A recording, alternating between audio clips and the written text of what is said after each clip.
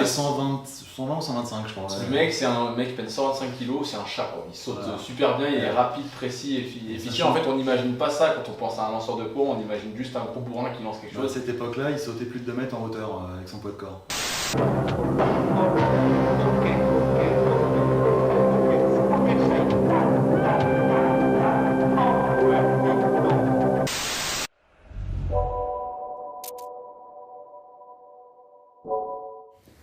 Bonjour tout le monde, épisode 29 du Power Show. Aujourd'hui on est un peu plus nombreux que d'habitude. Donc on reçoit aujourd'hui Alizé qui est une lanceuse de javelot.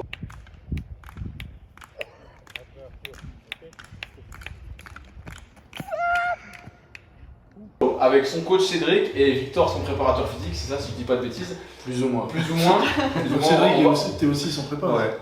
Donc ces deux coachs, pour résumer, on va faire un peu comme on a fait avec Eddy la dernière fois, on va parler de sa prépa physique, un peu de son sport, des qualités physiques qui sont demandées, peut-être de l'aspect mental, et puis aussi on va pouvoir parler relation coach-athlète, ce qui est intéressant, parce qu'on a les deux coachs ici présents avec nous. Je suis avec Louis, comme d'habitude, et puis voilà, on va démarrer.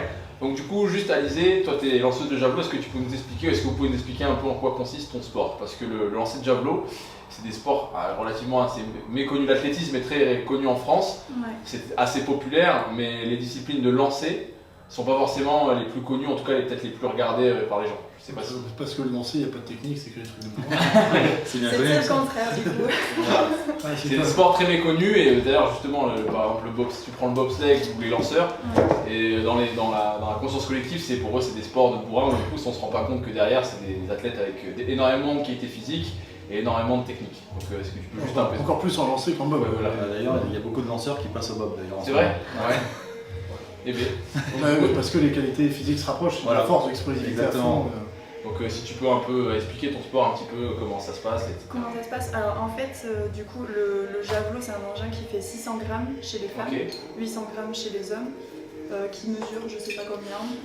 Alors là, je l'ai fait en tête. Ouais, bon, peu importe, voilà. Ça ressemble à une sagaie quoi, en gros. Le but c'est de s'élancer en cours, il y a une course d'élan et de lancer le plus loin possible. T'as une course d'élan de combien?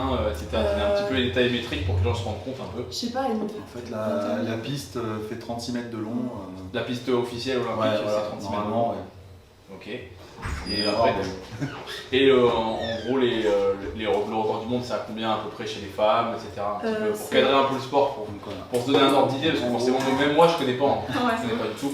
Donc, par exemple, le record du monde, c'est à combien à peu près? Donc, chez les femmes, c'est 72. Alors, j'ai plus les centimètres, mais 72 mètres. Et 98 chez les hommes. 98-48 chez les hommes. Et c'est un sport où il n'y a pas de catégorie de poids, par contre? Non. C'est un sport où. Non. Quand tu fais 50 kg quand t'es une fille, il faut pas trop choisir le javelot. T'en as des personnes, c'est possible, mais c'est plus compliqué. Ouais. Bah après, en fait, ça va être l'envergure va jouer énormément quand même. Oui, forcément, à partir du moment où c'est un sport de l'inertie, les leviers que tu as, plus tu as des grands leviers. Plus on allonge le chemin de lancement, plus on a de chance de transmettre l'énergie. Ok, donc le physique typique d'une lanceuse de javelot, c'est le tien, c'est à grand. Plus élancé, Et parce que j'ai déjà vu aussi, tu regardes les lanceuses de poids, par contre là c'est un peu plus étoffé quand même, une lanceuse de poids. C'est pas si. Moins actuellement qu'il y a maintenant, parce que c'est vrai, et surtout chez les femmes, c'est un peu moins, parce que c'est vrai que le 4 kg demande moins de masse, on va dire, moins de 30. Enfin, le transfert de masse est moins important. Dans le 4 kg, on peut créer de la vitesse sans avoir beaucoup de masse de corps corporel. Par contre, chez les gars, le 7 kg, il faut un minimum, je pense. Alors, 3 kg de différence comme ça, il y a vraiment un gap physique à passer. Essayez de lancer le 7, c'est ça qui va. Même entre 6 et 7. Oui, déjà le passage entre le 6 et 7. Entre junior et espoir. Est compliqué. 1 kg d'écart chez les hommes. Et ça brise des carrières. Pour la plupart des gens, c'est équivalent à combien de mètres d'écart, kilos d'écart sur le poids? Comment? Souvent, c'est à peu près. Quand on change de catégorie, on compte à peu près 1 mètre environ. Tu perds 1 mètre. On perd 1 mètre avec 1 kg, quoi, à peu près. Et donc, t'es lanceuse de javelot, et là, en fait, on fait ce podcast parce qu'elle va nous quitter. Elle s'entraîne actuellement un petit peu ici. Et en fait, tu as reçu une bourse pour partir étudier aux États-Unis et aussi du coup continuer le javelot là-bas, c'est ça? Dans un état sympa en plus. Dans un état sympa, en Arizona. Du coup, est-ce que tu peux nous expliquer un peu comment tu t'es débrouillé? Peut-être qu'il y en a qui vont se dire, moi aussi je veux faire ça, je fais de la hétérophile, je fais un sport, comment on fait? Est-ce que tu peux expliquer un peu le process et puis, Alors le process, j'ai été contactée, alors ça a commencé quand j'étais au lycée, par des organismes qui sont français, qui sont spécialisés dans le placement des sportifs dans les universités américaines par les bourses sportives. Donc ils m'ont expliqué qu'avec mon niveau, les performances que je faisais, je pouvais bénéficier de bourses à 100% dans la plupart des universités. Donc à partir de là, je me suis lancée dans ce projet. J'ai commencé, je pense, en novembre de cette année. Et ils ont contacté un tas d'universités en accord avec des critères que j'avais demandé, géographiques ou de niveau sportif, etc. Et ça fait combien de temps que tu fais du javelot? Du javelot, vraiment, avec Cédric, du coup, ça fait 3 ans que je m'entraîne en tant que spécialiste. Parce qu'avant, je faisais du saut à la perche, davantage. Mais sinon, en tout, j'ai été dans l'athlé. Ouais, ça fait 17 ans que je fais de l'athlé. Ouais, de toute façon, c'est souvent ça en athlé au début, quand tu débutes en athlé, tu es souvent multisport et petit à petit, tu te spécialises. Exactement. C'est un peu particulier. Sinon, les gens, tu vas les perturber, ils vont se dire 3 ans, je fais du javelot, je pars aux États-Unis, c'est parti, je vais m'inscrire à la rentrée septembre, je vais m'inscrire quoi. Non, j'en faisais déjà depuis toujours, mais disons que j'avais pas un entraînement vraiment spécifique. Parce qu'en fait, les gens d'athlé au début, ils font plusieurs agrès. C'est multisport en fait. En jeune, voilà, on essaie de former sur la pluridisciplinarité, justement, pour pas brider les jeunes, pas les emmener dans le carcan. Pour les orienter un peu plus tard, un peu mieux plus tard, justement. Et puis en même temps, ça apporte un bagage technique et de coordination. Parce qu'il y a du lien entre le saut à la perche et le lancer, les élans, etc. Je présume qu'il y a certains. Les fondamentaux restent à peu près les mêmes sur toutes les disciplines au final. Dans tous les cas, c'est 2 des sports les plus techniques de l'athlète aussi. Perche et lancer. Oui. Et donc, du coup, 3 ans. Et là, c'est Arizona. Pourquoi l'Arizona?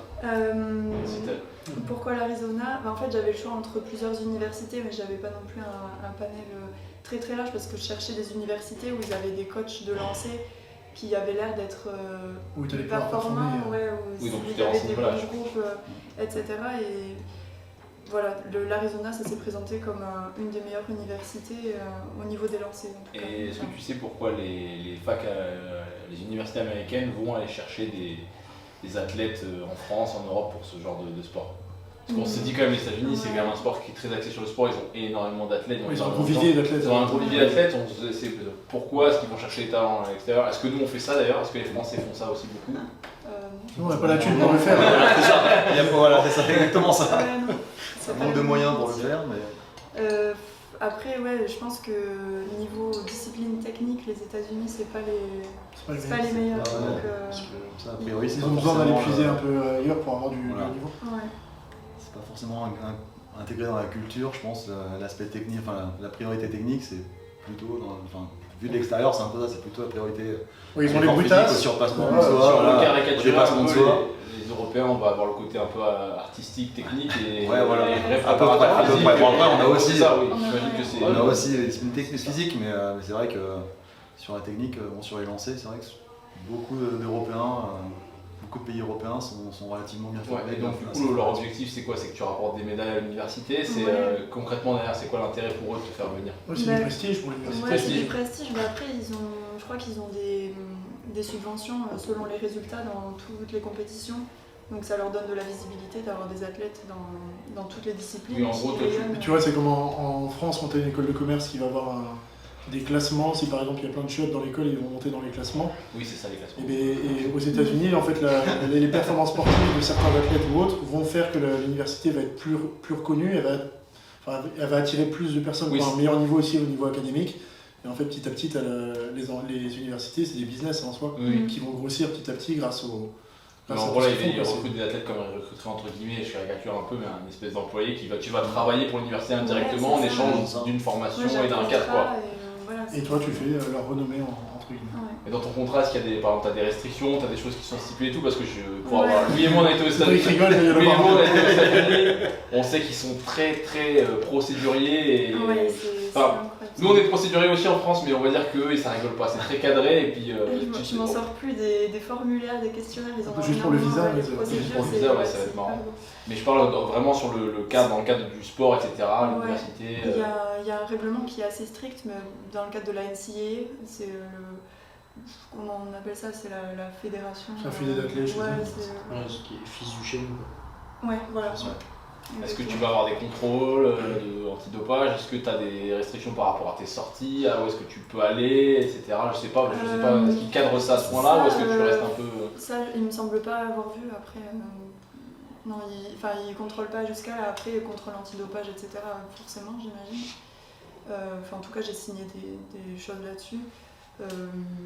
Après, Équipementier. Ouais, équipementier, on est équipé par l'université du coup, donc obligation de porter tous les équipements qu'ils nous fournissent et rien d'autre. Donc tu peux pas avoir de sponsor autre. Non, voilà, pas le droit de C'est qui recevoir votre équipementier là-bas du Parce que coup? bon, c'est une fac. Ça va. Pour l'athlète, ils aiment bien en plus Adidas. Ouais. C'est Adidas aussi chez nous. Ouais, c'est que bon, faut savoir aussi, pareil, pour ceux qui savent peut-être pas, les facs aux États-Unis, elles ont rien, leur sponsor c'est Nike, c'est Adidas, etc. C'est pas Umbro, je sais pas comment sans vouloir critiquer, mais déjà, ils ont les moyens de leur ambition, quoi. Ok, donc ouais. Ça fait du coup 3 ans que tu as Talence avec Cédric depuis 3 ans? Avec Cédric depuis 3 ans. Et toi Cédric, tu coaches uniquement les lanceurs? Oui. Bon, un peu aussi sur les jeunes, je coach un peu toutes les disciplines du coup. Mais sinon, oui, plutôt à partir de cadet sur les lancers. Ouais. Ok. Et t'interviens au Krebs aussi ou pas? Non. Non, au départ, j'étais arrivé dans la région pour ça, pour développer un pôle lancé avec la Ligue. Sauf qu'entre temps, le président de Ligue a changé et ça a compliqué les choses. Les priorités n'étaient plus les mêmes, on va dire. Il y a toujours de la politique dans le sport, c'est Ouais. incroyable, tous les sports. Tous les sports. Ouais, comme on a dit Donc, tout à l'heure, voilà, souvent en athlète, on va plus chercher les coureurs de 100 mètres ou autre. Je sais Oui, pas si le lancer, c'est un peu un sport oublié entre guillemets en athlète, mais je pense qu'il y a moins de moyens que pour d'autres disciplines de l'athlète. c'est moins médiatisé en France, en tout cas, c'est sûr. Donc forcément, ça attire moins de partenaires. Et pourquoi tu t'es spécialisé dans le lancer? C'est parce que tu aimais bien? Est-ce que toi-même t'en as fait? J'ai lancé un peu au départ, et puis forcément, ouais, j'ai accroché assez vite. Vu que c'est technique, justement, j'aime beaucoup. Et toi, t'avais un profil technique ou physique plus sur le lancer? À l'époque, moi j'étais issu du handball, donc j'étais plutôt dans le mode bourrin. Et tu lançais quoi? Javelot. Javelot? Javelot au départ. Et toi, zéro javelot, Victor. Non, pas du tout. Du caillou, c'est tout. Ouais, on va dire ça. Victor, il y en a qui ont peut-être déjà vu sur notre vidéo, il est adhérent chez nous, il vient du crossfit, il a fait aussi un peu d'athlé. Enfin, t'en fais encore toujours, d'athlé. C'est lancer de poids et haltéro, donc deux sports qui se marient plutôt bien. Voilà, c'est ça. Donc c'est parfait. Parce qu'on va après arriver sur la prépa physique, vous allez voir que ça se marie très bien. D'ailleurs, je sais pas si tu as déjà vu cette vidéo, je suis persuadé. Louis et moi on l'a vu, quand on passe le diplôme de BPGEPS, il y a un moment ils te font une partie sur la PPG, la préparation physique, et dans cette vidéo, le sujet c'est un lanceur de poids. C'est franchement, c'est quoi son nom? Bernard Gunther. Bernard Gunther, je mettrai un extrait dans la vidéo et je recommande à tout le monde, je mettrai le lien d'aller voir la Combien vidéo. il pèse sur la vidéo? 120 Il fait kg? 120 ou 125, je crois. Le mec, c'est un mec qui pèse 125 kg, c'est un chat quoi. Il saute super bien, il est rapide, précis, efficient. En fait, on n'imagine pas ça quand on pense à un lanceur de poids, on imagine juste un gros bourrin qui lance quelque chose. À cette époque-là, il sautait plus de 2 mètres en hauteur avec son poids de corps. Je crois qu'il avait il a détenu pendant un moment le record du monde en test de détente verticale. C'est En possible. pesant sur plus de 120 kg, Gunther. Et J'avais vu qu'il avait fait un Sargant à 70 cm en étant laissé à plus de. Sargant, c'est juste test de détente verticale, on vient toucher et taquer le plus haut possible. Et il avait plus de 70 cm, donc il est considéré comme excellent chez n'importe quel sportif, sauf qu'il était lesté à 60 kg. C'est ça. Bon, et puis, Plus les 120. Plus c'est 120, Ouais, ouais, voilà. ouais, et puis accessoirement 10,80 au 100 mètres et plus de 7 mètres à la Très longueur. complet. Après, je pense que il devait être assez unique dans son genre, mais quand même, les athlètes de haut niveau sont la caricature de ce qu'il faut être dans un sport. Regardez un marathonien, le physique qu'il a, c'est une caricature du sport. Un mec qui fait du football américain, c'est pareil. Si tu commences à t'y intéresser, tu te rends compte très vite que les lanceurs, tu les regardes quand ils manipulent des barres, tu dis c'est pas humain ce qu'ils font. C'est pas je vais pas dire qu'ils sont dégueux techniquement du tout, techniquement ils sont efficaces, mais ça ressemble pas à ce que font des haltéros, ils sont pas aussi pressés ou autres. Et t'en as sur certains exos, ils bougent des charges que les haltérophiles du même poids sont pas capables de bouger. Ouais, il y a des lanceurs américains qui sont à plus de 220 sur les séries de 5, en épaulé debout, suspension haute. Donc high hang power clean pour les crossfitters. On doit 220. 220 alors que. Qu'est-ce qu'il nous a fait à arracher des hanches à 140 bientôt, il y a pas longtemps? Cruiser, ouais, arracher des hanches à 140. Ouais. Et surtout avec une belle vitesse, je crois qu'il calcule Ouais, 2m40. Et les grandes nations, 50 km/h à peu près la vitesse de barre. les grandes nations dans le javelot, c'est lesquelles? Il y a l'Allemagne. Il y a l'Allemagne, il y a les pays un peu de l'Est, donc République tchèque aussi, il y a la Finlande historiquement, où c'est très implanté au niveau de la culture. En fait, le javelot, c'est la discipline numéro 1 de l'athlète là-bas, quoi. Ok. Oui, Pour nous, ce serait plutôt le 100 mètres. Oui, c'est 100 mètres. Oui, c'est comme quand tu vas en Azerbaïdjan et c'est des lutteurs et des haltéros et Ouais, que voilà. ça. Quoi. Là-bas, c'est l'épreuve numéro 1 de l'athlète, c'est le javelot, quoi. Ok. Tout tourne autour du javelot. Mais voilà, après, on est plutôt sur les pays de l'Est ou scandinaves. Et la France, historiquement, ils sont comment? Il y a eu une bonne période, après c'est vrai que C'était quand il y a eu une période de creux. Voilà, j'ai plus les années, mais il y a quelques années quand même. Non, puis là c'est en train de se reconstruire, on a une bonne dynamique au niveau national où en fait on essaie de s'entraider un peu, on bosse tous ensemble un peu, donc c'est vrai que c'est constructif. Mais voilà, et surtout c'est ce qui n'existait plus depuis un petit moment, et là on est revenu sur un état d'esprit un peu apaisé où il y a... La sensation qu'on a à chaque fois qu'on parle d'un sport en France, c'est que c'est vachement sclérosé en fait, que c'est très dur de faire bouger les lignes parce que le système est vieux et la manière de penser elle va avec. Voilà. Parce que c'est toujours dur et qu'on a du mal à attirer des nouveaux talents dans certains sports. Alors que par exemple maintenant l'haltéro, via le crossfit, a attiré plein de monde, mais c'est pas les gens qui gèrent la fédé qui ont fait ça. Alors, il y a certainement des choses qu'ils ont fait pour des choses en place, je suis pas au courant de tout, mais et je suppose que le javelot souffre un peu des mêmes problèmes, quoi. Oui, après c'est vrai que nous après, on a la difficulté en France aussi d'avoir beaucoup d'offres de sport, et notamment les sports co. Ouais. Donc après forcément quand on a un athlète qui a un bon gabarit, qui est explosif, qui est coordonné, ils vont le chercher au rugby, c'est intéressant pour les sports co aussi. Donc après limite la technique du sport co, ils l'apprennent plus tard, quoi. Oui, et puis parce qu'on est un sport qui met en valeur les sports co aussi. Et sur un pays, c'est un peu la difficulté qu'on rencontre, vu qu'on reste un sport amateur quand même sur l'athlète. C'est compliqué de rivaliser avec certains pôles d'entraînement qui eux prennent tout en charge. C'est un peu la difficulté qu'on a à garder certains potentiels, quoi. On a pas mal d'exemples qui sont issus de l'athlète, qui sont actuellement en équipe de France de hand ou en rugby, parce qu'en plus ils ont plus de pognon, ils vont aller sur ce sport ils ont plus de pognon. Bon, si on schématise un peu, quand tu rentres en pôle en sport co, tu as 4 à 5 entraînements par semaine. Si tu veux faire du haut niveau en athlète, c'est au moins presque du bi-quotidien. Ça pique. Et et puis les moyens sont pas les mêmes, donc forcément, quand t'es jeune, tu vas vers la facilité, quoi. Donc toi, t'as un entraînement bi-quotidien ces derniers temps? Ces derniers temps. Tu te situes comment au niveau national, toi, avec tes performances actuellement? Là, je dois être 6ème en ce moment. Là, en ce moment, toute catégorie, elle est passée 6ème au bilan. Ouais. Parce que t'as fait du match il y a pas longtemps. T'as bien lancé. Ouais, j'ai battu mon record là sur. T'as fait combien? 54 m 64. Et le record français se situe pour. Donc alors 63 mètres. 54. Ouais. Et c'est qui? Mathilde Andro. Ah qui est déjà passé. Voilà, qui est déjà passé ici justement. Très solide en haltéro aussi. Hein. Ouais. Elle, ça fait un moment qu'elle en fait, Mathilde, je crois, de l'haltéro. Mais elle est avec la méthode allemand surtout. Je crois qu'elle a fait deux saisons, je crois, s'entraîner un peu en Allemagne justement. Avec Gym aussi avant. Il me semble. Donc c'est l'issue de la gym au départ. C'est elle, on s'était dit, si elle passe vers le ouais. crossfit, parce qu'en plus, avec tous les entraînements d'athlète qu'elle fait, elle a quand même un cardio qui est pas ridicule. Oui. En gym, elle était monstrueuse parce qu'elle était ancienne équipe de France, je crois, Voilà, qu'elle était plus jeune en gym. Et en haltéro, tu lui donnes une barre à 80, elle peut t'enchaîner des arrachés sans problème. En crossfit, ça aurait fait mal. L'expérience en Allemagne lui a fait du bien, donc elle s'entraînait avec Jonas Vetter, avec l'entraîneur c'était Boris Henry et Christina Barfol, donc pareil, deux anciens internationaux. Oui, ça motive. Quand t'es bien entraîné. Donc voilà, Boris Henry, accessoirement, c'est plus de 90 mètres au javelot, quoi. Et d'ailleurs, en parlant de ça, tu seras avec des athlètes un peu là-bas, qui t'aura, t'as regardé le coach, parce que t'as regardé un peu qui sont tes coéquipiers, entraînement, etc. Ouais, j'ai regardé un petit peu, alors il y a quasiment que des Américains que je connaissais pas du tout avant, mais il y a un niveau qui est intéressant, je crois. T'as stalké? Ouais, je crois qu'il y a une fille à 56 mètres, quelque chose comme ça, donc ça va chercher, c'est bien. Ouais, voilà, c'est clair, c'est trop bien. C'est quoi l'université? Arizona State University. Ah, c'est l'université des arts, ouais, comme nous. C'est ça. Et du coup, la préparation physique, on va rentrer dedans. Est-ce que tu t'as dit que c'était bi-quotidien, donc 2 entraînements par jour? Ouais. Est-ce que tu peux expliquer en quoi ça consiste? Bon, là, je me doute que ça va être un petit peu différent avec le Covid. Encore que je sais pas si les stades d'athlètes sont fermés ou alors comment ça se passe. Au final, depuis le Covid, je m'entraîne davantage qu'avant. On a profité du confinement pour rajouter des entraînements, des séances. Parce que sinon, tu étais en cours sinon? Non, j'étais en cours jusqu'à novembre. En fait, j'étais en école d'ingénieur que j'ai arrêté en cours parce que ça me plaisait plus et puis j'avais ce projet-là qui se préparait. Voilà. Donc voilà, pour cette année, c'était plus d'entraînement, mais voilà, le bi-quotidien, c'est vraiment à partir du confinement qu'on a rajouté des séances, quoi.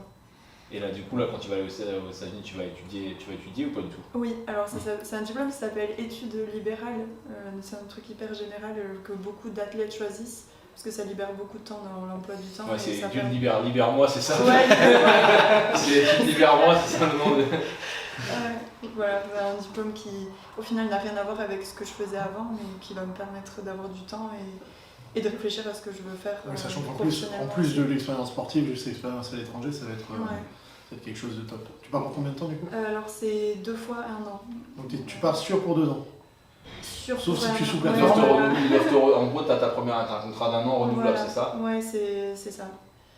Et tu sais quels sont les critères de renouvellement? C'est la place en compète, c'est un métrage parti, je sais pas, non, je sais que c'est la place en compète. Ils m'ont pas parlé de conditions, ils m'ont juste dit on voudrait que tu viennes pendant 2 ans, parce que je pense qu'ils ont... Enfin, normalement, c'est seulement 1 année, parce que je suis éligible que 1 an, c'est des critères qui sont un peu particuliers par rapport à ce que j'ai fait juste après le bac.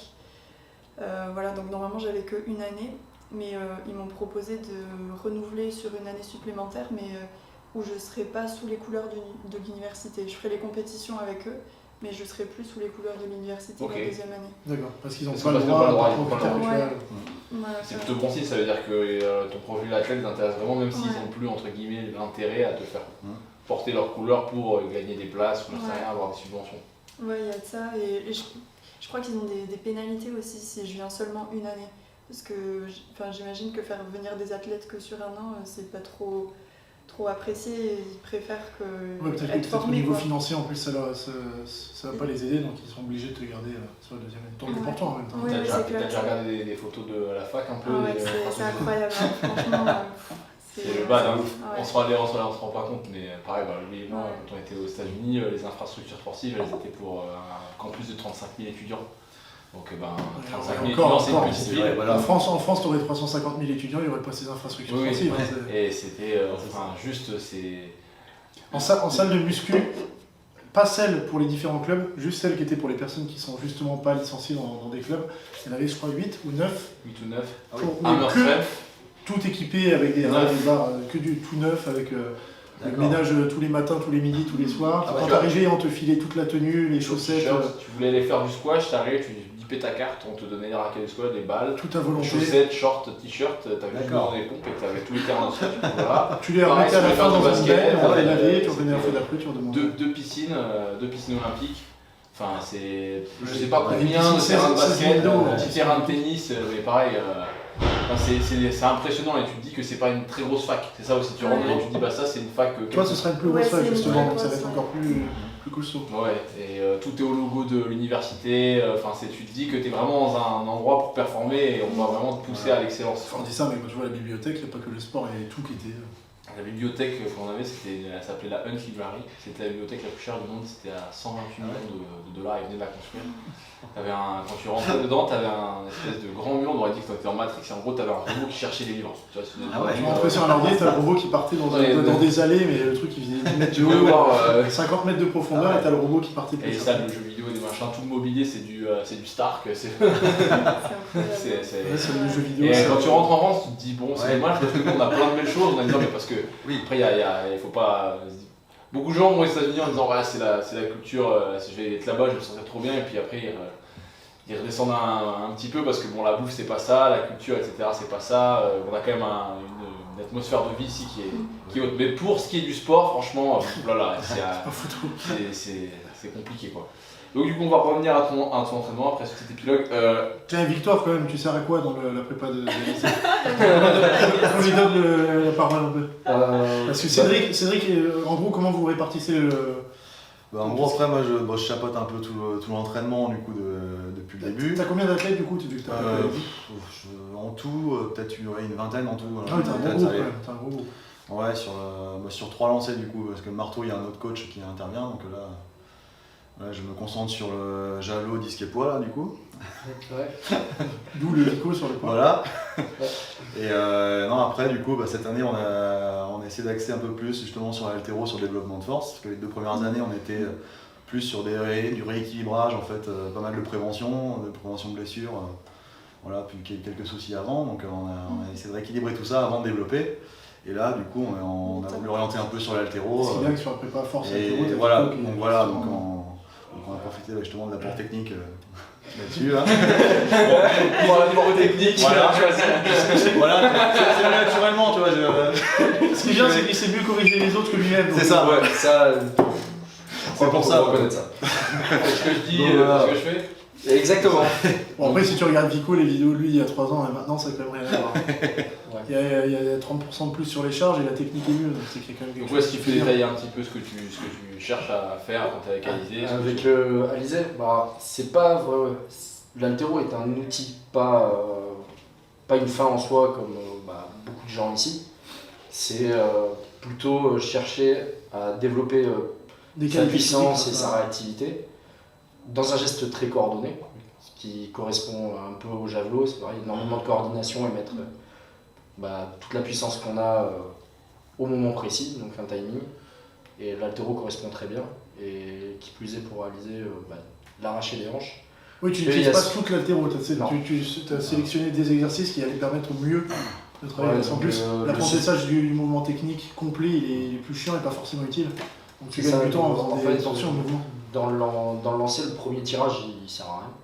Il faut dire aussi, sauf s'il y a une faiblesse de la chaîne postérieure, mon athlète, c'est assez rare. Ouais. Donc, Bah, moi, Ouais, du c'est coup, ça. Il y en avait une. C'est mieux maintenant. Mais c'est peut-être mieux à travailler avec des exercices accessoires en fait. c'est ça. Et Après, donc, en fait, ce qui sert vraiment, c'est tout ce qui est suspension haute et plutôt du debout.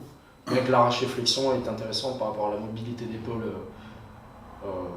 pour le javelot. Sachant que le javelot, la mobilité d'épaule est encore plus importante et Moi j'ai dans l'impression des que vous luxez les proportions. coudes à chaque fois que vous lancez un javelot.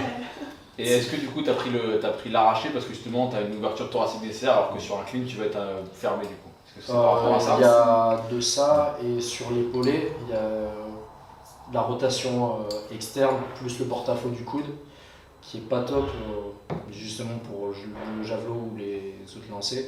Parce que déjà qu'au javelot, Moi je pense que ça fait une grosse charge de de travail sur les coudes. hein, qui- ramasse énormément. Autant choisir un museau où certes il y a une impaction, mais il n'y a pas de torsion dans l'articulation, donc on épargne les ligaments en fait. J'ai une question d'ailleurs tout con, au niveau anatomie et biomécanique, ce qu'on observe chez les bons lanceurs de javelot, qui a une particularité sur bras ou autre. On observe quand même lors des lancers qu'il y a toujours une... Ouais, ils ont un inclinaison. valgus de coude qui C'est un est gros pas- valgus. Ouais, qui est pas. Et il est créé par le javelot ou c'est plutôt les gens qui ont un gros valgus qui vont performer en javelot? Bah, Est-ce il y que a le un basket, peu des deux, Il y a un peu des deux en fait. Est-ce que le basket ça fait grandir? Voilà, c'est Voilà, exactement. Ah là en l'occurrence c'est pas comme le basket Parce que et le la saut, gym, c'est c'est que pas la si tu croissance. répètes un mouvement où à chaque fois ton coude part vers l'extérieur, c'est possible, surtout si tu le fais à l'adolescence, que ça te provoque justement un valgus. Oui, mais c'est c'est important. pareil, c'est un peu des deux. C'est ceux qui sont ultra performants, c'est qu'ils ont quand même cette prédisposition de base. En parlant de coude, en gym on te demande tout le temps de verrouiller ton col et au final tu regardes les gymnases ont beaucoup d'hyper-extension de coude. Moi je l'avais quand j'étais donc moi je l'ai, mais je l'avais pas autant avant. Elle s'est d'autant plus développée à force de passer du temps en hyper-extension. Donc, je pense que ça regarde. Bon, Alizé a aussi la particularité d'avoir une grosse mobilité au niveau de la clavicule droite. Ouais, Et ça du coup ça peut les ça c'est les compliments. ça. Non, mais en fait, il y a une aponévrose qui, à cet endroit qui permet, grâce à cette mobilité-là, d'avoir une élasticité supplémentaire et Donc plus je de dois chercher renvoi plus. Ouais. dans l'engin. Oui, parce que pour le coup, C'est ça. dans les facteurs de la performance, c'est structuraux, nerveux et élastique, et ça en jave, Ça, c'est clair, on est basé sur l'athlète en général, mais on est basé avant tout sur la mise en tension en voie, sur l'étirement du muscle. Donc on utilise clairement, ce qu'on dit avec les gamins, c'est on utilise les muscles comme des élastiques, donc on cherche à étirer le plus possible pour que ça revienne plus vite après. Quoi. Ouais, c'est pour ça que quand tu vois des En mecs, fait, voilà, toi tu dois crier, quand tu vois des mecs qui font de la pliométrie en s'écrasant à chaque pas, Bah, en appelant ouais. ça de la pliométrie, C'est ça. ou des gens qui vont dire en crossfit aujourd'hui je vais travailler mon explosivité et qui Ça, font c'est- des box jumps en s'écrasant sur la C'est banque, ça, en c'est- s'écrasant nous au on sol. cherche avant tout la réactivité justement. Ouais, on s'en en fout de bas. la hauteur à la limite Voilà, du sol, ouais, l'objectif c'est c'est ça. le temps de contact. La priorité, voilà. très court et surtout. La priorité c'est ce changement de direction, changement de sens là en bas. Et ça parce que j'ai déjà vu Victor criser sur des gens qui étaient trop lents en reprise d'appui. Pourtant, je suis pas le plus réactif. Mais il suffit de voir cette année. Cette année, la Plio, pourtant, Alizé a 17 ans d'athlète. La Plio, ça a été que du contre-haut, même pas de contre-bas. Est-ce que tu peux expliquer un petit peu pour les gens? Ouais, parce que t'as des gens qui n'ont jamais fait de plio qui vont dire bon, Déjà, la géométrie, déjà, j'ai l'impression que je peux faire du contrebas, je vais en faire à fond et les mecs Ah, sont voilà. Déjà, la plupart ne savent pas forcément ce que c'est en fait. La plio, c'est par exemple d'avoir de l'excentrique, donc une descente, concentrique et de nouveau excentrique. Donc ça peut être de l'échelle de ride, quand vous faites des double under, c'est de la plio en soi, les sauts, etc. Donc voilà. Donc là, c'est ça, c'est une succession de contractions excentriques, concentriques dans un temps très court.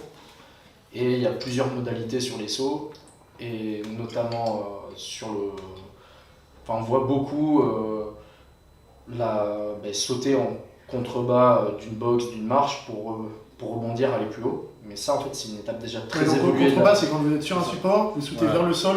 Donc soit vous sautez juste vers le sol, vous absorbez, soit vous sautez vers le sol pour ressauter sur une surface ensuite. C'est Ou ça. alors juste sauter. L'équivalent en plus simple sur le stade, souvent sur la piste, c'est les sauts de haie simplement à pieds joints. Ce qu'on voit souvent, mais après, c'est que Ils sont ça des crée étapes beaucoup de très contraintes. Et ils sont des étapes déjà très évoluées de l'entraînement. C'est-à-dire, Là, tu m'avais envoyé des études qui avaient été faites il n'y a pas longtemps où il fallait avoir une base de force minimale pour pouvoir mettre en place ça chez un athlète, sinon articulairement il y a tout qui pète. 40 cm de drop, ce qui n'est pas énorme, 40 cm. Oui, tu vois des mecs qui font 1 mètre. 2,5 fois le poids de corps. Et tout le monde n'est pas capable d'encaisser. Clairement, non. Parce Je que suis en train de repenser à la pluie où j'ai mis la semaine dernière pour Aude. Désolé. Quand c'est fait une fois de temps en temps, c'est pas parce que la Plio, par contre, ça, ce que je trouve vraiment super avec la Plio, c'est que c'est hyper ludique. C'est hyper ludique et t'es vraiment sur le travail de qualité, même si l'athlète n'est pas très entraîné là-dessus. Tu prends un débutant, il va falloir quand même pouvoir exécuter un geste bien, et si tu mets les temps de récup qui sont corrects, franchement il va même pouvoir mettre de la vitesse à chaque fois, et en termes de sensation c'est hyper agréable, quoi. Et donc tu disais que le haut c'est juste partir d'une surface qui est basse vers le haut. Vers le haut, ça c'est les trucs basiques qu'on met en place en début d'entraînement, et une fois qu'on devient très performant là-dessus, on peut incorporer du contrebas. Et il y a déjà énormément de résultats juste sur du contrôle. Il suffit de voir tes évolutions de chrono sur les 30 mètres. Et la pliométrie, pour rappel aux gens, ça arrive en fin de préparation. Parce qu'avant, il faut faire la viande, il faut faire le volume, la masse pour caricaturer un peu, et la force. Ça arrive à la fin, la vitesse, etc. Si t'as pas de base de force, si t'as pas de base. Oui, si t'as pas de base, parce que dans le cas de l'Elysée, ça a été plus ou moins, ça a été un continuum plus ou moins sur toute l'année. Mais de la plio évolutive, du coup. Ouais, évolutive, et puis de 2 infimes à plus élevé. Après voilà, on y est progressivement, en fait on a toujours dans l'entraînement, en athlée puis sur les lancers, on intègre toujours un petit rappel de vitesse, donc quoi qu'il arrive, quel que soit le cycle d'entraînement. Donc, oui, pour pas perdre. Même quand on est en force max, même quand on est en développement de force, en reprise, il faut rester un minimum on adapte par rapport à l'état de forme, mais quand on est même en force max, quand on faisait de l'excentrique ou de l'isométrie et de l'isomax, je ne sais pas si on rentre dans les détails, mais en plus, c'est ce que Victor veut faire dans sa Voilà, c'est ce qu'on met en place en fait pour chercher une planification puis un pic de forme un peu plus précis en athlée, vu qu'on souvent on vise un objectif pour une date précise en fait. Et donc ça engendre de la fatigue, c'est très contraignant, mais après je sais qu'on intègre toujours en complément ou en restitution derrière un travail de vitesse pour garder cette notion. Le mot restitution il est hyper intéressant, j'invite les gens à le faire dans leur entraînement. Si par exemple vous montez sur un max au clean, une fois que vous avez effectué votre max, ça peut être intéressant de redescendre avec une charge très légère et revisiter le mouvement et le refaire simplement pour garder la technicité, la vitesse, quoi. Et c'est ce que vous faites du coup. Est-ce que vous faites en faisant un mouvement vraiment en rapport au javelot, ou alors par exemple si tu as fait une séance de squat lourd, tu vas redescendre en squat et tu vas faire du squat hyper rapide? Ça va dépendre, c'est-à-dire qu'en début de saison, sur le début de la planif, effectivement on va être sur du général, et plus on va se rapprocher de la période de compétition, plus on va orienter sur le spécifique dans la restitution, quoi. Et les cycles que tu fais toujours à peu près la même chose, ou tu te cales par rapport? Si tu as par exemple la compétition est dans 6 mois, tu fais un gros cycle de 6 mois, ou alors tu vas faire 2 cycles par exemple? En fait, j'ai la logique qui est à peu près la même régulièrement, mais souvent en athlée, on a 2 saisons, on a une saison hivernale et une saison estivale. À part cette année où c'était un peu compliqué, mais quoi qu'on a pu faire la saison hivernale à peu près normalement, la saison estivale c'était plus compliqué. Mais généralement, voilà, donc c'est un peu ce qui guide la planification. On a les championnats de France l'hiver et les championnats de France l'été. Donc on se cale par rapport à ça pour avoir 2 pics de forme en gros, quoi, à peu près. Donc après, effectivement, on va s'organiser avec le schéma classique, développement de force, force max, ainsi de suite. Et puis on va redescendre progressivement pour être sur le qualitatif et arriver en forme pour les compètes, quoi. Ok, tu peux étayer un peu isomax, excentrique? On peut un peu. Donc, non, mais c'est fait pour ça. Les gens ils sont là pour apprendre des choses. Je pense que ce qui manque beaucoup au public CrossFit, c'est des bases en PPG, en préparation physique générale, par exemple tous les termes pliométrie, etc., la façon dont c'est utilisé, parce que les gens en CrossFit s'entraînent pour le loisir, mais très sérieusement en même temps. Tu vois, c'est un peu cette. Oui, il y a pas beaucoup de sports où tu as des mecs qui viennent justement en loisir, mais qui en font 5 fois par semaine, et quand ils rentrent chez eux, ils font leur mobilité pour l'entraînement. La méthode au CrossFit, elle est un peu à mi-chemin entre tout ça, c'est-à-dire qu'on prétend que c'est un sport de préparation physique, mais sans vraiment réelle structure et date deadline. Donc, ça permet, quand tu as des connaissances, de prendre un peu de recul sur ton entraînement, voir si ce que tu fais respecte les principes de base de l'entraînement ou autre. Donc c'est intéressant. Après, c'est vrai que sur la partie excentrique et isométrie maximale, en gros, c'est ce qu'on utilise pour développer la force max. Donc l'excentrique c'est la portion. après, Mais sinon, un squat, c'est la Donc, descente. voilà, donc là, typiquement, donc, Et ISO c'est la contraction, c'est une chaise. sur l'excentrique, voilà, on va travailler sur la descente avec une charge supramaximale, donc avec des athlètes très confirmés par contre, qui ont déjà l'habitude du mouvement, voilà, Parce que l'excentrique en plus de ça c'est hyper taxant. Voilà, ça on le fait pas avec tout le monde, c'est clair. Après, avec les jeunes, on peut le faire à poids de corps pour débuter un peu, travailler un peu la mobilité, justement. Mais sinon, dans l'aspect développement de force max. Vico, tu auras 220 kg sur le dos et tu devras contrôler ta descente. Voilà. Ouais, voir. Ça on dépend du vraiment, pourcentage, voilà. mais voir plus. Ouais, ça peut Voilà. monter jusqu'à 100. On va le faire voilà, du ARM. entre 100 120% effectivement du ARM et effectivement voilà, on l'a fait à 120% cette année, on a testé un petit Pour peu. ça il faut avoir vos pourcentages. Et voilà, ça c'est important d'être précis Partout. justement. Voilà, ça c'est important d'être précis là-dessus parce que c'est ce qui sert à être juste dans la planification et puis pour gérer aussi la récup derrière quoi. Et t'as dit que tu faisais des excentriques aussi avec les jeunes, donc Après, voilà, là c'est vraiment, mais là c'est plus en approche mais tu fais quand même de la musculation parce que pareil, le grand public pense que faire de la musculation, Même travail juste de la charge, prépa voilà. physique. En fait, pour voilà. les enfants, pour leur croissance. En fait, ça, c'est que sur la prépa physique, on a une partie musculation qui va être plutôt sur les confirmés effectivement au départ, mais on fait aussi de l'apprentissage de gel sur les jeunes, et une partie PPG, donc préparation physique générale, où là, effectivement, on fait sur le stade avec un peu de matériel. Voilà, on adapte un petit peu, mais. Ouais, sachant que pour les jeunes, la muscu ou même l'haltéro, c'est pas dangereux. Parce que. Ouais, non, je sais que tu sais. Non, ouais, Enfin, ce n'est pas dangereux dans le sens où ce qui est dangereux pour les cartilages de conjugaison et tout ce qui est pathologie d'Osgood ou Sever et autres, c'est. Isolation. Non, c'est pas l'isolation, c'est l'effort maximal. Oui, donc un Et sprint, donc, autant un qu'un sprint, squat max. voilà. quoi. Voilà, un sprint, c'est un effort maximal. En muscu, encore plus chez les jeunes, on n'est jamais sur des efforts maximaux. Les 80-85% sont rarement atteints, voire jamais utilisés. Donc c'est une contrainte mécanique qui, elle, favorise en fait la croissance et la calcification. Sauf si tu as un coach débile qui fait faire des max à ses gosses. Oui, voilà, mais qui permet de la calcifier.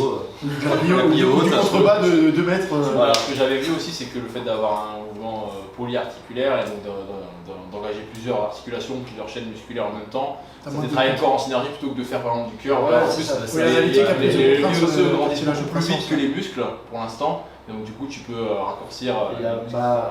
Qui plus est, et en plus on augmente la densité minérale osseuse pendant la période pubertaire ou même infantile, et ça c'est gardé à vie. Le premier facteur de force, puissance, c'est le système osseux. Ouais.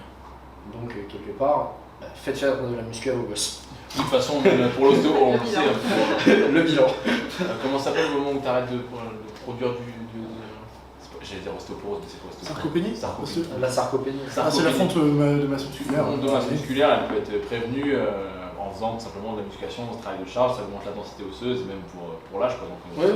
C'est valable pour tout le monde en fait, c'est bien fait quoi. De toute façon, C'est exactement même ça. la fédé d'athlètes, je crois que j'ai vu, mais surtout en haltéro, ils font énormément de travail de prévention là-dessus, ostéoporose et sarcopénie, en disant faites du renfort à tout âge pour mieux vieillir. Ouais, bon, surtout j'avais vu un truc quand on a fait de l'haltéro, c'est pour tout ce qui est lombalgie aussi. Ouais. Et lombaire. Alizé, du coup, l'haltéro c'est relativement nouveau pour toi. Ouais, complètement. Qu'est-ce que tu as pensé de ce sport au début quand tu es arrivé? Parce que c'est quand même un sport. T'as quel âge? J'ai 23 ans. T'as 23 ans, bon ça va encore pour l'apprentissage, mais c'est quand même différent de quand on a 12, 13, 14. Est-ce que tu as aimé les débuts? Est-ce que tu as fait un peu. Est-ce que tu as été surprise par la technique aussi que ça demande? Ouais. Ou alors justement, vu que tu viens d'un sport qui a à peu près la même réputation de ne pas être technique alors que ça l'est, tu t'attendais à ce que ce soit pareil en haltéro ou pas du tout? En fait, à la base, j'avais commencé l'haltéro, mais du coup, au tout début, c'est quand j'étais perchiste, sur la perche. Mais là, c'est que depuis que Victor m'a prise ici que j'ai vraiment réalisé toute la partie technique de l'haltéro. Et au final, c'était compliqué au début, mais j'adore parce qu'on progresse vite. Et non, mais c'est vrai, Mais c'est un sport qui, comme le tien, on peut vraiment marquer sa progression. C'est chiffré. C'est chiffré, donc on voit vraiment. Et puis, ça va vite quand même. Et puis, comme on a dit, ça se recroisant aussi, donc les capacités de coordination que tu as pu acquérir avec tes sports, soit perche, soit le javelot, tu vas aussi avoir plus de facilité niveau coordination sur un sport comme l'haltéro ensuite. En termes de sensation, tu le sens sur quelle partie de ton sport? Sur l'éjection tout à la fin, là, Sans que tu développes un peu plus de puissance à chaque Ouais. fois sur la finition. Après, c'est lié aussi à toute la prépa physique, mais disons que l'haltéro, je retrouve des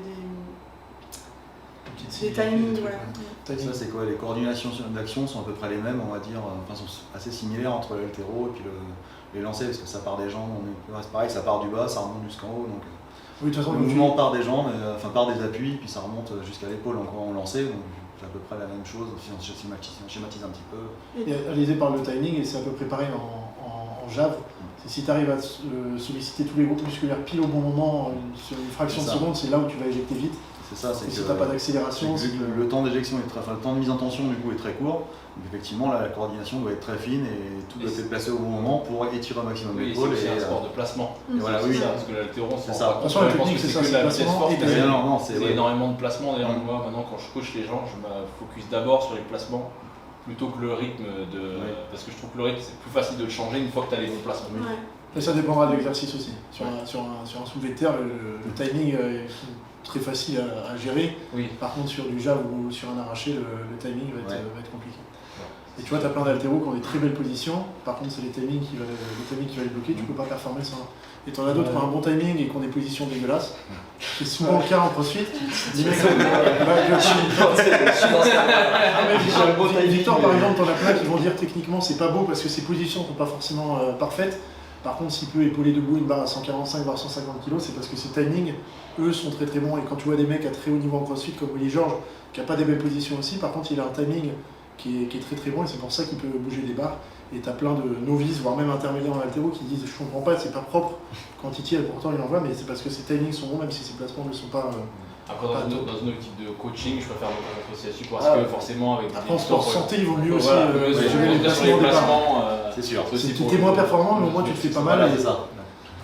Et pour revenir d'ailleurs à la préparation physique, parce que les gens ils vont pouvoir comprendre qu'on dit que l'haltéro, parce que par rapport à l'ancien podcast qu'on a fait, que l'haltéro c'est le seul sport de la préparation physique.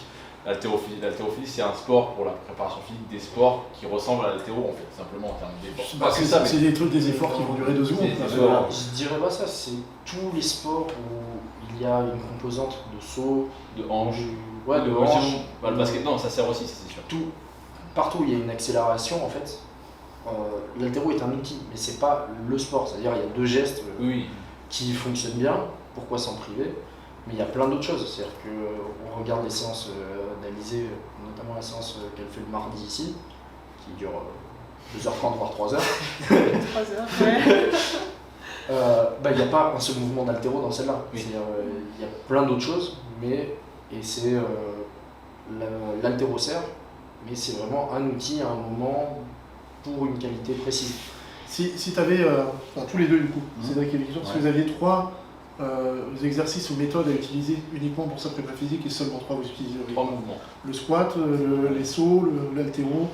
Là, c'est compliqué. Casse-tête là. Ouais, c'est ça. Je doute bien, c'est pas beaucoup. C'est juste que c'est pour aller à l'essentiel en fait. Parce que du coup, il n'y a pas forcément l'haltéro dedans, bien sûr. 3 chacun, vous On peut en donner 3 chacun, ce sera peut-être plus simple. Victor, il aura peut-être l'haltéro et toi pas forcément. Donc, non, si, l'haltéro, je mettrais dedans aussi. Si, l'haltéro, mais après, c'est vrai que en fait, moi je fonctionne justement sur la variété d'exercices pour bosser vraiment le corps dans son ensemble. Ouais, t'es plus adepte justement d'avoir un panel d'exercices. Voilà, en fait on bosse aussi des schémas corporels qui sont un peu nouveaux et ça permet aussi de progresser dans le geste. Je pense que la question de Louis, elle vise aussi à aider les gens qui font déjà énormément de choses, peut-être leur donner. Mais après, effectivement. Moi, si tu me demandes, je vais te répondre du saut, du squat et de l'épaulé debout. Ce sont mes 3 trucs. Je mettrais pas le squat, tu vois. Je mettrais. Je le fais parce que j'aime bien. Le saut. Toi, tu mets les sauts épaulés debout, arracher des hanches? Un des 2 mouvements d'haltéro. Après, ça dépend de la personne, mais ce serait saut arraché. Et en fait, c'est plutôt mouvement debout. Et ce serait plutôt une méthode, et ce serait plutôt une méthode bulgare. Contraste de charge. Bref, c'est justement pour revenir un peu sur ce qu'on disait tout à l'heure sur la planif. En fait, même quel que soit le régime de contraction que j'utilise, en fait, à chaque fois on le fait sous forme bulgare. En fait. Tu le fais toujours en lourd léger. Voilà, donc c'est d'où la restitution derrière. En fait, souvent, il Il y a même Alors, une double parce que ta répétition. finalité, quand même, Bulgare, la vitesse, pour préciser. Voilà, la Voilà. base du lancer, c'est la vitesse. Parce que le lancer, on va dire que c'est un sport de force aussi. Par contre, si on regarde tous les sports de force et qu'on a une courbe force-vitesse, voilà. on va avoir les strongmen et les Voilà. powerlifters qui sont complètement côté force, la vitesse un peu occultée, l'haltéro qui sera plus Voilà, sommier. et les lancers, on et les va lanceurs qui vraiment sont plus beaucoup plus côté côté vitesse. Pour juste Ouais, donner une précision sur le bulgare, parce que le bulgare, ça a été un petit peu porté à la confusion. Donc, Oui, c'est vrai la que- méthode bulgare, c'est pas la méthode bulgare des haltérophiles bulgares, Voilà. où on va monter sur des max et qu'on s'entraîne 7 fois par jour. Non, là, c'est le Là, bulgare, ça on va fait être pas le lourd, ça va physique. être comme il disait, le mot, il a utilisé le mot Le contraste, contraste, lourd je léger par exemple, je donne un exemple par rapport à la gym, tiens, faire une traction lestée, 3 tractions lestées à une charge, et puis après vous faites 5 butterfly pull-up par exemple. Pour ceux qui veulent faire du crossfit. Parce qu'en fait, cette méthode elle permet de travailler sur ce qu'on appelle le profil force-vitesse, donc qu'on peut établir grâce à différents tests, et c'est une droite. Et par rapport à la morphologie d'un athlète, il y a son profil force-vitesse optimal et son profil force-vitesse réel. Actuel. Et selon les disciplines, soit il faut avoir un profil force-vitesse optimal, soit avoir un déséquilibre au niveau de la force, soit au niveau de la vitesse. Bon, dans tous les sports athlétiques, Ça va être- je parle ça va être de au la profil vitesse. non, c'est optimal. Ah ouais C'est même pas. Mais sachant que. Parce que c'est des mecs qui ont fait de l'athlète qui l'ont écrit ça. Non, même pas. Même pas. Le mec qui a écrit ça, il fait 300 en terre, donc faut pas faire. Ah bah, Donc, c'est pas. Et du coup, qu'est-ce qui sera plus donc, côté vitesse, on va dire? Et sachant que côté vitesse, il y a le taekwondo par exemple, où il y a un profil force-vitesse très déséquilibré en faveur de la pas de vitesse. sport du coup? Voilà. On va dire ça. Bah, Il prend un coup de pied dans Ouais. le par c'est ça. Mais en fait, ce profil force-vitesse, il faut savoir qu'un squat jump, c'est le milieu du spectre. Donc, c'est-à-dire. Oui, tu vois, parce que si tu m'avais posé la question, moi j'aurais mis beaucoup plus côté vitesse du coup. Ouais, non, le squat jump, c'est Donc, c'est le côté milieu du vitesse, c'est spectre. uniquement des mouvements balistiques, des trucs. Balistique, même allégé. Donc, Ouais. sauter en étant allégé avec des élastiques ou trouver comment s'alléger. Et le côté force, bon, ça c'est pas compliqué, c'est tout ce qui est au-delà de 85%. tout ce qui est au-delà de 85% quand même. Ouais. Ouais, donc si tu fais du squat à 50%, c'est Non, mais je parle vraiment l'extrême. Oui, t'es pas Ouais. en force justement, t'es un peu plus. De toute façon, c'est Et, une échelle, tu te rapproches un peu plus. Donc en fait, la méthode de Bulgare permet, chez quelqu'un qui est déjà équilibré, ou selon l'accent sur lequel on porte le focus, ça se dit pas ça, on permet de rester dans ce continuum et de garder ce profil optimal. Oui, tu vois, le bulgare, je vulgarise un tout petit peu ce que tu dis, mais en gros ça permet de rester dans, entre guillemets, son effort, sans par autant prendre beaucoup de masse aussi, parce que c'est aussi ça, le bulgare c'est fait pour des athlètes qui veulent rester, qui ont un poids de forme, qui ont un physique et qui veulent gagner en force et en vitesse sans pour autant prendre en masse musculaire par exemple. Mais pendant longtemps, tu avais plein de. Enfin, c'est surtout dans le foot US ou autre, quand c'était les débuts de la prépa physique à fond pour les sports, on pensait que soulever des poids ça allait rendre plus lent. Et après, on s'est rendu compte que non, mais en soi, c'est un petit peu vrai. Si tu bosses uniquement sur du travail de force tout le temps, tu développes pas la vitesse et ça peut même être au détriment de la vitesse. Et Donc, je si sais tu que vois, en fait, toi, tu parles d'un- l'intention aussi qu'on met dans le geste. Moi, je suis Voilà. pas mal axé là-dessus. Ouais, si tu Effectivement, fais un squat à 2 à l'heure, tu bosses, voilà, tu bosses 50-60%, tu peux très bien le faire en lenteur, enfin, sur un tempo lent. Il y aura peut-être moins d'intérêt pour l'athlète. Nous, on cherche toujours la notion de vitesse, quoi qu'il Oui, arrive, quelle que soit la charge. c'est un truc que je dis souvent sur les personnes que j'ai en cours qui Sur font un du altéro, crossfit. j'imagine, c'est pareil. quoi. Ouais, mais c'est surtout sur le squat, sur leur barre légère, ils contrôlent à chaque fois leur concentrique. Et je leur dis à chaque fois, arrêtez de contrôler C'est ça. votre concentrique, parce que si vous le contrôlez parce que c'est léger, à l'eau, vous n'arriverez pas à mettre de la vitesse, et si t'as pas de vitesse, t'as pas de force. C'est Exactement. hyper intéressant. Arrêtez de ça. contrôler votre concentrique, mettez de la vitesse C'est ça, dès que vous êtes barre à vide. Ouais, Et voilà. après, c'est pas que ça rend plus lent le lourd, c'est juste que ça devient très difficile d'activer. Oui, tu n'arrives pas à Sans l'exploiter charge. après sur le Ouais, plus léger. D'où, toujours pareil, l'intérêt de ce bulgare où on va chercher du léger pour pouvoir profiter de l'activation du lourd, mais sur une gestuelle plus proche ou à plus léger, habituer le système nerveux à décharger Juste, fortement. juste une petite question sur ton contraste de charge, tu le fais à chaque fois en essayant d'avoir le plus gros contraste possible ou pas? Donc le plus lourd possible et le plus léger Pas possible? forcément, ou pas ça forcément dépend un peu de la période aussi, voilà, de la Ouais. saison. Voilà, ça peut être en bulgare classique avec 70% sur le lourd et 40% sur le léger par exemple. On fait un 90%, Et après, ça peut être 90%, ça peut être justement les répètes en excentrique à 120%, enchaîner avec du dynamique à poids de corps ou léger avec des élastiques. Ouais, donc tu peux avoir un panel énorme, c'est juste le principe que j'adapte aux entraînements. Ce que tu as dit là, que je trouvais hyper intéressant, c'est le principe de l'intention dans les gestes. Je pense que Louis, comme il a dit, le répète souvent en cours, moi aussi en gym, c'est qu'il y a certains gestes, par exemple le muscle-up, ce qui manque aux gens, c'est qu'ils savent faire les pull-ups, la tire. Par contre, ils n'ont jamais l'intention de faire une pull-up le plus rapidement possible, tout le temps vous devez passer de 0 à 100. Ils disent mais comment je fais? En fait ça commence par l'intention. Bien sûr qu'il va falloir travailler tes qualités physiques, mais c'est aussi l'intention que tu mets ton geste. Pareil pour les snatchs, pour la besoin en arraché, le plus souvent c'est les gens qui rattrapent leur barre comme ça. Parce qu'il y a 20 kg, on la soutient juste un petit peu et quand ça arrive à lourd, ils n'arrivent pas à tenir les barres au-dessus de la tête. Alors que vraiment, ta barre à 20 kg, tu dois la réceptionner comme s'il y avait 120 dessus. Et tes barres, tu dois être le plus agressif possible en réception. Ça dépend d'être vachement présent. L'intention dans l'action, pour moi, c'est primordial à l'entraînement. C'est une consigne qu'on t'a donnée souvent. Parce que ça demande énormément de concentration. En fait, tu vois, sur 2 heures, garder l'intention à chaque fois. Tu fais lancer des javelots à 20 mètres? Non, vraiment pas. Oui, justement, après, là, on est plus pour chercher les trajectoires ou chercher du relâchement. Suivant, et du coup, tu fais l'exercice, t'obliges à tirer avec une intention, moins d'intention de vitesse, Voilà. Ou alors tu mets des contraintes pour qu'elle puisse pas lancer. Il peut y avoir les deux, c'est-à-dire soit on va rechercher effectivement du relâchement, simplement juste la mise en tension puis laisser partir tranquille, soit effectivement on va rechercher plutôt des trajectoires tendues pour chercher une éjection mais donner une direction. Et ça j'imagine que tu le fais plutôt loin des compétitions, vu que c'est un peu moins spécifique. Et après, c'est quand même relativement un peu plus loin des compètes quand même. Ouais, tu vas pas faire ça. Après, on peut se faire si en échauffement, pour les trajectoires tendues, justement, on cherche la vitesse d'éjection.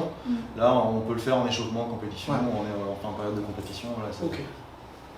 Et sûr que l'intention de l'action, que ce soit en muscu, en prépa physique ou même dans les lancers, justement, pour moi c'est primordial. Et de toute façon, on a fait l'expérience sur les intentions qu'on se donnait, qu'elles se donnaient justement dans l'action. Et sur une même séance, en fait, elle est passée à 5 mètres de plus sur les perfs, sur les éjections, juste en donnant la bonne intention dans le lancer. C'est quasiment 10% de. Donc voilà, c'était ça, ouais. Et juste avec la bonne intention avant de partir, quoi, en fait. Donc, en fait, on peut avoir tendance des fois quand on fait un sport souvent à être dans l'exécution, alors que l'intention c'est ce qui va te permettre d'exécuter plus, de mettre une certaine énergie et de justement gagner ces... C'est ça, c'est qu'on a vu que c'est un geste qui est très court, on va pas réfléchir pendant qu'on fait le geste, c'est pas possible. Deux pieds et demi. Voilà, deux pieds et demi. C'est le secret ça. Il y a un coach du jiu-jitsu brésilien, il a une métaphore là-dessus que je trouve super, il dit en fait chaque geste que tu fais dans ton sport, tu dois maîtriser comme si tu faisais tes lacets, c'est-à-dire que si je te demande aujourd'hui d'expliquer comment tu fais tes lacets, t'es pas capable de le faire, parce que c'est devenu tellement naturel. Tu ne saurais même pas l'expliquer, l'écrire, même ça va te prendre du temps de réfléchir. Mais c'est exactement ça. Mais qu'après, du coup, tu peux te concentrer justement que sur la sensation de vitesse, la force, etc. C'est ça. Et je sais plus ce que je voulais te dire, c'est sur la prépa physique. Est-ce que les javelots, ça arrive que vous mettiez un javelot plus lourd ou jamais ça se fait? Ouais, on a fait ça. Après, pareil, en fonction des périodes, on l'avait fait. En fait, ça permet de sentir un peu plus justement les mises en tension, l'étirement, justement pour apprendre un peu à relâcher l'épaule, on va dire. Et justement, ça ne peut pas te faire crisper un peu plus. Mais après, là, on rentre dans les intentions qui sont importantes et puis dans les consignes aussi où l'objectif justement, c'est pas forcément de lancer en force, c'est d'aller chercher plus l'étirement et le relâchement pour sentir un peu ce qui se passe. Et puis aussi de créer du contraste encore une fois. Et voilà, aussi de faire des lancers avec du lourd. Après, là, faut que le geste soit déjà bien ancré, bien propre. Mais c'est sûr que c'est pareil. Après, tout ce qu'on dit là, c'est pas forcément pour un athlète débutant, il y a des moments précis pour utiliser parce que des fois c'est trop compliqué techniquement. Oui, et puis après, si vraiment on le fait avec un athlète qui ne maîtrise pas son geste, ça peut engendrer des blessures par exemple. Donc, effectivement. Moi, j'aurais une autre question.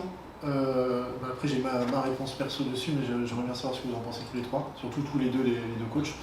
Parce qu'on parle de tout ce qui est la prépa physique pour le lancer. Est-ce que vous utiliseriez aussi le lancer pour de la prépa physique? Et quel type de lancer?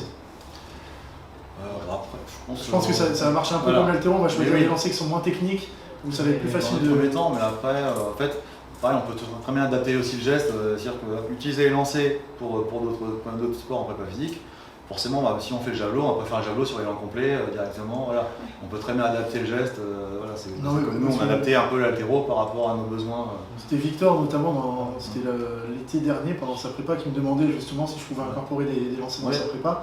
Et on avait décidé ensemble que justement les lancers, ça allait être des lancers de medicine ball en arrière. Ça, Des trucs qui techniquement te demandent pas énormément de place, par contre, qui vont te permettre de développer des qualités de vitesse. Ouais, comme les lancers sur des murs avec des.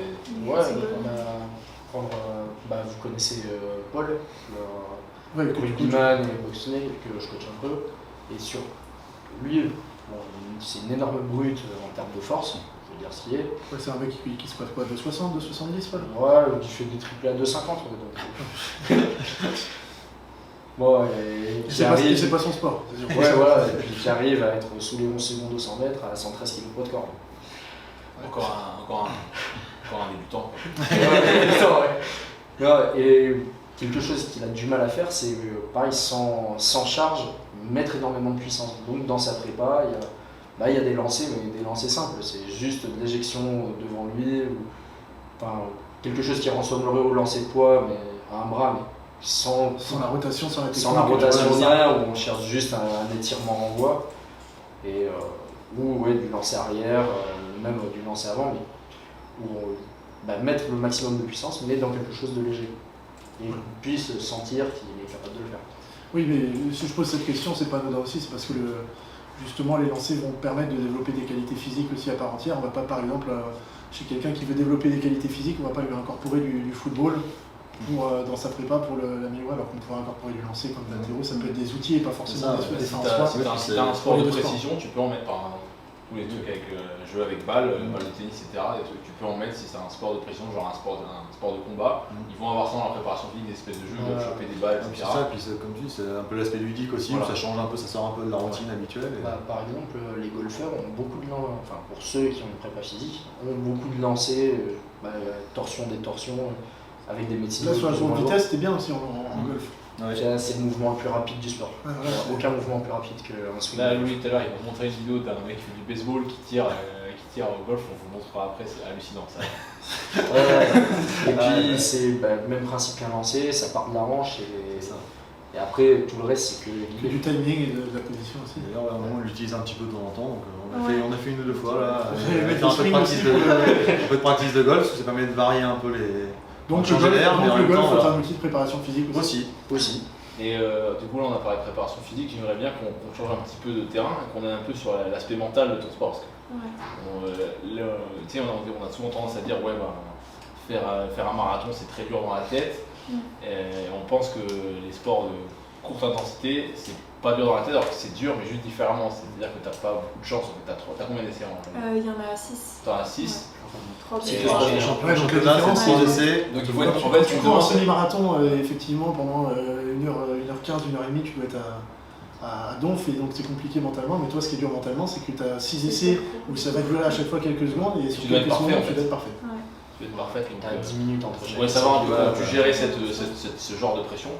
Est-ce que déjà c'est un aspect où tu es pas mal performant dessus? Donc c'est une question aussi au coach.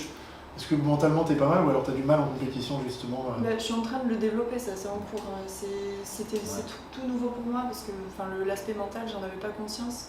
On a travaillé ça un peu avec Cédric, des petites notions en prépa mentale. Du coup Cédric elle est bonne compétitrice ou elle est encore meilleure à l'entraînement en compétition? Si elle en fait depuis longtemps, elle est très forte en compétition. Donc c'est que l'aspect mental est quand même pas mal développé.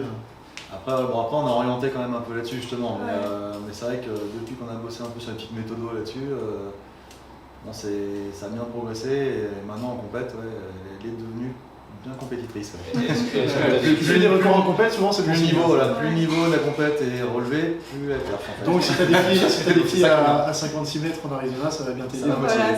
Est-ce que tu as des rituels? Est-ce que tu fais beaucoup de visualisation? Un petit peu comment tu la veille d'une compète? Est-ce que je sais pas, tu médites ça? En fait, moi je trouve ça hyper intéressant l'aspect mental parce que c'est vraiment pour moi des fois ce qui fait la différence entre un champion et les autres qui peuvent parfois être beaucoup plus talentueux d'ailleurs. Ouais, ça c'est pareil, ça fait partie des choses que je fais qui sont nouvelles. Et oui, il y a de la visualisation, veille de compète, même matin de compétition, visualisation. Je visualise mon geste depuis la course jusqu'à l'éjection et à la fois sur la sensation, sur le geste. Voilà.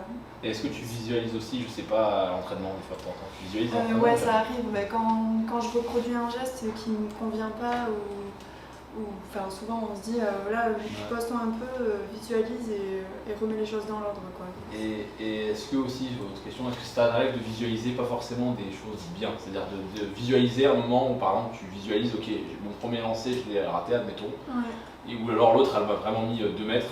Est-ce que tu visualises la situation où tu arrives à prendre sur toi et à reprendre le dessus sur l'adversaire? Est-ce que tu visualises sur... Je te pose la question parce qu'en fait, McGregor il fait ça, c'est un combattant de MMA. Et lui, à chaque combat, il fait de la visualisation et par exemple, il y a un combat où il a gagné contre un lutteur, mais il a passé le premier round à se faire casser la gueule. Et ça, en fait, il a dit je l'ai visualisé parce que je savais que je pourrais pas. Il se croit pas invincible.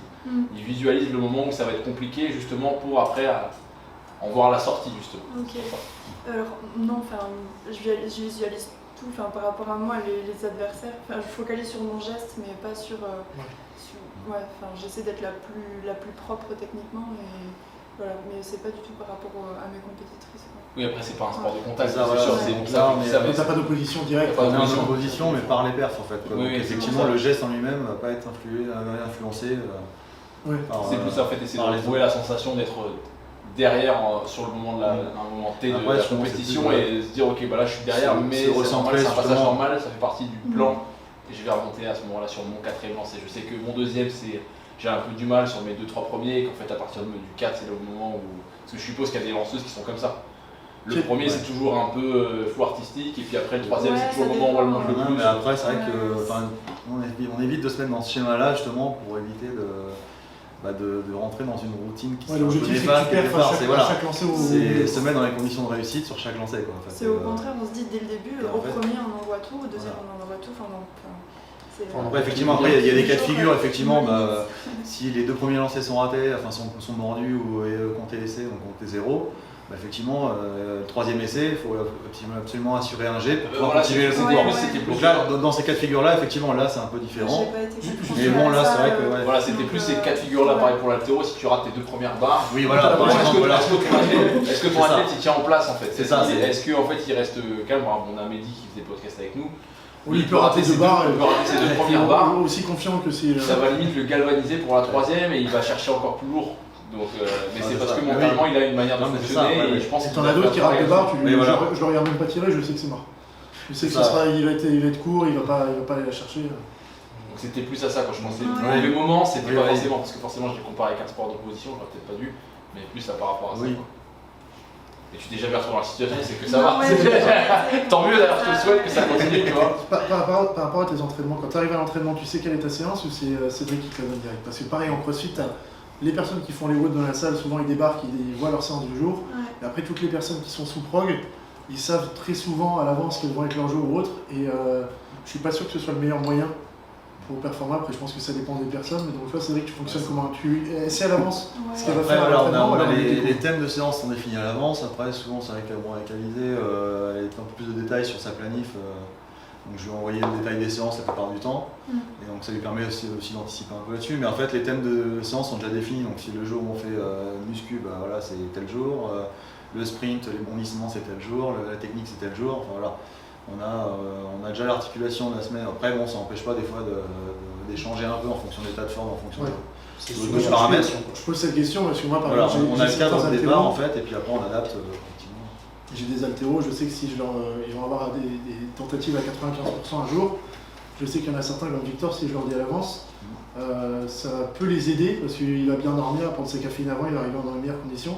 Et il y en a d'autres, ça va tellement les stresser qu'en fait ils vont foirer leur séance, ils savent à l'avance. Parce que les 48 heures qui vont précéder la séance, ils vont être stressés par celle-là. Donc c'est pour ça que je pose la question. C'est qu'en haltéro, il y a certaines personnes, il vaut mieux pas qu'ils le sachent à l'avance quand ils vont avoir besoin de perfer. Et il y en a d'autres justement. Après, j'ai vu quelques athlètes effectivement sur les séances muscu où généralement je préférais pas leur donner à l'avance. On peut leur dire ce qu'on faisait à l'avance. Il y en a qui se prennent pas, si c'est trop dur. Si j'ai de l'aérobie, je préfère pas le savoir. C'est ça. Après, oui, effectivement, sur les séances de sprint long, des choses comme ça. Si je donnais la séance à l'avance, donc on a tous les mêmes problèmes. Vous savez quoi, si je donnais la séance de sprint long, c'était mort. Quand il y a de l'aérobie, on ne peut pas. C'est ça. Vous savez qu'il y avait moins de monde dans l'entraînement si. Après, c'est parce que forcément, c'est ce qui est le plus éloigné de ton sport. Oui, voilà, c'est ça. La nouvelle arrivante. Ouais. Moi, j'ai tout vu sur la prépa. Je sais pas si tu avais d'autres choses là-dessus. On continue, j'avais un truc à dire, je sais plus ce que c'est exactement. Je vais le retrouver. Non, c'est un peu une question de peu de conclusion, ça fait quand même 3 ans que tu la suis. Et du coup, je voulais savoir un peu ce que ça te faisait, quel j'en ai un peu touché un peu la dernière fois. Ça te faisait que ton athlète elle parte, etc. J'imagine que c'est quand même une belle victoire aussi. En soi, c'est une consécration, mais en soi, tu perds. Sportivement, c'est sûr que c'est intéressant parce que je sais que ça va continuer à progresser là-dessus. Puis bon, je vais continuer à acheter un œil quand même. Donc au niveau technique notamment. Mais ouais, après, humainement et émotionnellement, forcément, c'est le moment fort. Sortez les mouchoirs, c'est parti. Il va falloir en trouver une qui lance aussi loin qu'elle maintenant. C'est ça qui va être galère. Soit la former, soit en trouver une comme ça. Et puis là, pour ça, vous avez passé beaucoup de temps ensemble sur voilà, forcément. Clair, après, voilà, il y a un lien qui se crée. Donc, bon, en tout cas, fierté, quoi. Fierté, grosse fierté. Et de toute façon, je suppose qu'il va être encore derrière toi. C'est clair. Encore derrière. Il m'a formé, je vais pas le laisser tomber comme ça. Tu l'as fait passer pas comme ça, parce que Non, au début j'étais à 51 mètres, mais après, en fait, on entraînait, c'était pas... Voilà, la première saison, en fait, on avait record avant que j'arrive à 51. Ouais. Mais effectivement, la première saison, on a tout déconstruit un peu de ce qu'il y avait dans le schéma technique pour pouvoir reconstruire par la suite. En fait. Donc oui, c'est un travail un peu long. Je pense que tous les gens qui regardent ont assez de recul pour savoir que ne serait-ce que 2 ou 3 mètres sur un javelot quand tu es déjà très performant. C'est ça, c'est que. C'est pas donc effectivement, la première saison, c'était redescendu de 51 à 46 ou 47. Ouais, j'étais bien redescendu. Voilà, donc après c'était des moments un peu compliqués forcément au niveau motivation tout ça. Mais après voilà, en fait c'était aussi pour reconstruire un peu tout, rééquilibrer au niveau musculaire aussi au niveau physique et pour pouvoir du coup développer par la suite. Et là c'est depuis cette année réellement qu'on commence à développer le physique en fait. Ça me fait penser à quelqu'un qui est arrivé le plus immonde que j'ai vu. Vu que c'est un énorme bourrin, il arrive à tirer des barres et il y a peut-être 6 mois ou 1 an qu'on suivit. Ça a été moins 10 ou 15% sur tous les records pour du réapprentissage technique. Ouais, c'est ça. Parce que ça fait ça pour exploser. Pendant 3 mois, j'étais descendu à 50% sur toutes les barres. En résumé, parce qu'il y a tellement de choses à voir. Et après, il est remonté à 150%. C'est pas les passages qui sont les plus faciles à vivre pour un athlète, je pense, de redescendre une niveau perf, d'être à fond en geste et savoir que c'est faut que tu tombes sur un athlète intelligent qui a le recul nécessaire pour comprendre que c'est obligatoire. Ça fait partie, effectivement. Après, il y a tellement sur du de long terme, plaisir, mais voilà. Et maintenant, voilà. Les sensations sont plus les mêmes, c'est plus pareil à l'entraînement. Quand tu veux dire quand tu remontes après? Ouais, quand tu remontes, tu prends tellement de plaisir partout que. T'as un peu été puni entre guillemets de redescendre et que là, du coup, c'est comme si on t'éloignait un peu de ton sport entre guillemets ou de ce que tu avais l'habitude de faire. Tu penses que la méthode américaine peut lui apporter pas mal sur son. Au niveau physique, ça va aider en fait les installations, puis l'aménagement emploi du temps déjà va forcément aider. Donc tu vas d'abord pour ça. Si le niveau pas physique, ça explose un peu. Voilà, c'est que là, au niveau, c'est un peu la difficulté qu'on rencontrait ici. De pouvoir s'entraîner vraiment avec beaucoup de facilité. La preuve, là, vous êtes loin de là où tu t'entraînes. Voilà, mais donc c'était, effectivement, la solution ici était super intéressante. Après, sûr, vous avez un bon agent commercial. C'est les contraintes. C'est les contraintes. Après, le déplacement, tout ça. Mais non, je pense même que c'est bien de retrouver un environnement où tu peux, tu sais, parce que je pense que dans un basic fit, tu peux faire plein de choses. Mais c'est aussi l'environnement. Ouais, c'est clair. Tu vois, donc en fait, quand tu te retrouves complètement chier sur un banc comme ça, cambré, et qu'il y en a un qui se met sur un autre banc et qui te lance une balle, tu vois, bizarre, t'es sorti dans un environnement où c'est normal, ça joue beaucoup, je pense aussi. Oui, et puis aussi, un environnement de performance. Des gens qui perfent, et puis voilà, puis même le fait aussi d'échanger, de voir un peu les autres s'entraîner aussi en altéro à côté. Oui, ça c'est sûr. C'est pas n'importe qui en plus. Voilà, ça apporte aussi. Voir Marin faire des squats avec des gens. Voilà. Tiens, je vais pouvoir insérer, du coup, je l'ai filmé et voilà.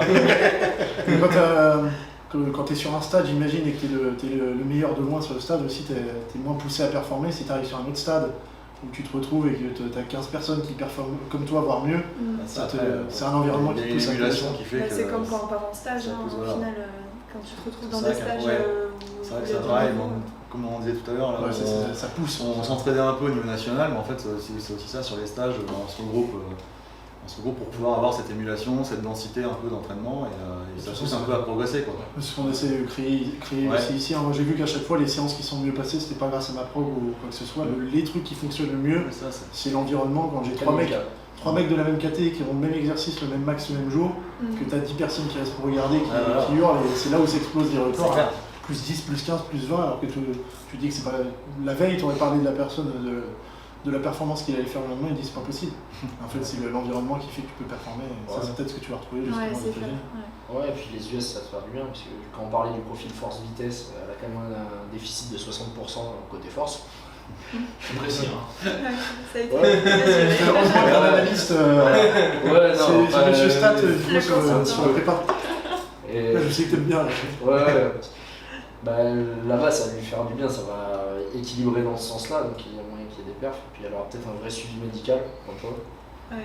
Parce que toi, Non, c'est pas ça. C'est... Oui, parce qu'on l'a pas dit, mais toi, vu que t'es étudiant en kiné, là, tu peux déjà lui apporter un petit peu du... Ouais, mais c'est... suivi.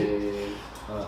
Mais alors déjà, ça a été rattraper ce qui n'a pas été fait, déjà. Et non, parce que c'est 10 à 11 entraînements semaine, et jusqu'au déconfinement, elle n'allait pas chez le kiné, pas de suivi médical ni rien, alors que son volume d'entraînement est hyper important. Et alors que... C'est sûr que quand tu vas comparer à un athlète qui fait pareil, sauf qu'il a que 4 massages par semaine à un kiné, Ouais, c'est sûr voilà, que pas dans les c'est- conditions... la récup est là, pas tu la vas même. voir tout ça. Ouais, c'est clair. Ouais, donc là, elle aura tout ça à dispo, elle aura pas l'excuse de j'ai pas le temps. Vu qu'elle est en master libérez-moi. On va se faire libérer, moi. Ouais, c'est vrai. Non, mais non, il faut savoir que les kinés en France peuvent pas non plus prendre des athlètes et passer 1 heure à leur Oui. faire une séance de récup. Oui, ouais, c'est pas rentable pour eux, j'imagine non plus. Bah, c'est pas que c'est pas rentable, c'est que c'est pas du tout rentable. Voilà. Je t'allais dire que les kinés vont pas être rentables et qu'ils faisaient pas ça pour l'argent. non, Que ça, que pour l'argent. Ils font ça va être 16 euros. taper par-dessus par exemple. C'est ça, voilà, bravo. Vous pouvez dire ce que vous allez dire, mais il y a aussi une. Non, mais c'est. Non, mais c'est évident qu'un kiné il préfère s'occuper d'un athlète que de Ah, il quelqu'un qui a mal au dos parce que ça fait 18 ans qu'il a pas bougé son cul. Oui, Mais, ça c'est clair. Mais le problème, Non, c'est toi, si qu'il y t'as a un problème une personne de qui temps, te monopolise 1h30, c'est Oui, pas pareil que voilà, si t'as c'est ça. 6 personnes qui tournent dans ton cabinet, c'est sûr que Oui, voilà, bon, c'est la là. la rentabilité c'est pas le top. quoi. Non, Sinon, je te rattraper. J'ai l'ordre des kinés qui va me sortir. mais non, mais il faut dire ce qui est vrai, c'est que à part sur les heures creuses, tu peux pas prendre les athlètes. Donc, Ou alors, il faut que tu sois kiné dans un club et que tu sois Voilà. payé Voilà. juste à faire ça. Et ça, en France. et ça en France. Enfin, Il du est moins payé dans quoi, l'athlète, non. Tu peux ressortir le prix de ce qu'un coach était payé là en. C'était le head coach de l'équipe de foot US de l'université de la Garante, je te l'ai envoyé, c'était 1,8 million par an. Ah oui. Il est coach en université. Bon, Et c'est voilà pas les celui- moyens. C'est pas celui qui s'occupe de la prépa physique, c'est le coach qui Tu cherches pas des prépas physiques là-bas Mais j'en ai vu justement prépa physique, il gagne un petit peu moins. Après, j'ai j'ai quand l'impression même. que c'est des 800 000 cool. dollars par an. c'est- Moi c'était ça, c'était entre 800 et 1 million Ah, dans ouais, certaines bon, ça me universités va. qui performent, comme Ouais, mais Alabama sachant ou que votre université, elle fait même pas partie des tops en foot US. en foot US. Non, ils avaient fait champion d'État au mieux, mais par contre sur la Fédé nationale, ils sont même pas top 20. Et le mec, est quand même- Ah, mais c'est. Ouais, je te dis, c'est prépa notre physique, échelle, en fait. certains entre 800 000 et 1 million, sachant que c'est des mecs qui ont quand même une beaucoup moins grosse pression professionnelle que les mecs qui sont au top de l'équipe, parce Ouais, qu'ils oui. préparent les joueurs. C'est Mais ça. si les joueurs performent pas sur le terrain, s'il y a des blessures, souvent on se retourne Oui. contre eux. Mais s'ils performent pas sur le terrain, c'est les autres coachs qui prennent dans la gueule. Toi, t'es C'est juste ça. t'es celui qui gueule en disant sortez du sauna et passez au squat et c'est tout. Quoi. Ouais, puis- Moi j'ai tout vu, je sais pas si t'avais un truc. Non, c'est bon pour moi aussi. Ou un truc que vous vouliez dire, une déclaration, voilà. Mais bon, voilà, moi, je trouve ce qu'on a vu c'était hyper intéressant. Je pense que vous avez appris beaucoup de choses sur la préparation physique en général, surtout Et sur le lancer aussi. sur le lancer. ouais. Je Surtout pense que sur le lancer. Parce au que... prochain JO, vous regarderez ça avec un peu plus Ah, d'attention. le et ça- prochain. Ouais. Gros objectif. Ouais, du coup, là. Mais Ah c'est oui, lui bah qui a voilà, déclaré que ça- on va y aller comme ça, du coup, c'est quoi tes objectifs? Pour cette À année, court terme ou à long terme? c'était les championnats d'Europe à Paris qui ont été annulés pour le coup. Donc là, les nouveaux objectifs, ça va être les JO. Ouais. Ouais. Bah, Comment tu peux te qualifier au JO? Comment ça fonctionne en c'est athlète? des minima de performance. Ils Oh demandent, putain, ok, c'est bien ça. Ouais. Mais en altéro, tu fais des minima, on s'en fout. Ouais. C'est la Fédé aussi en France qui doit décider qui. Mais c'est au-delà du record. Après, de voilà, France. les minima français sont relativement hauts par rapport aux minima I2AF souvent. Ouais. Mais, Tu dois faire après, combien du coup? Là, c'était 64. Là, Ah, tu dois faire plus que le record de France Ouais. pour aller. pour les jeux, par exemple. Voilà, oui, donc c'est bien. d'accord, mais, C'est intéressant ça. Ouais, C'est comme en altéro quand t'as des KT, ils te mettent des minima et en fait, du coup, au championnat de France, t'as une personne dans les KT. voilà. C'est bien, super. Bien joué les gars. Ouais. C'est fouté. Bon, après, voilà, c'est. Ouais. Bon, on compte sur le coach d'Arizona pour bien continuer le travail Ouais, de Cédric c'est du ça. coup pour. Puis merci pour votre temps, c'était hyper intéressant. Et puis du coup, j'espère que ça vous a plu. Surtout On a en moi, j'ai pleine appris des période choses. de visa et compagnie, Ouais, donc t'en as Et pas puis pensé. là, ce qu'on va faire, c'est qu'on va tous aller s'entraîner. Voilà, on va aller Toi à la aussi prépa. Toi aussi, Alizé, tu vas t'entraîner là? Là, je suis pas trop. Toi, Vico, oui. Je sais pas. Ah bah, on y va que nous deux. Ouais, alors. en fait, je pensais parce que vous m'avez dit. Non, tu sinon, m'avais dit. je vais filer au stade, mais. Ça marche, ça marche. Bon, Ouais, merci beaucoup en pour tout tout. cas. Et puis merci de nous avoir écoutés jusqu'au bout. On vous dit au revoir et au prochain épisode. Salut. Salut. Salut. Allez.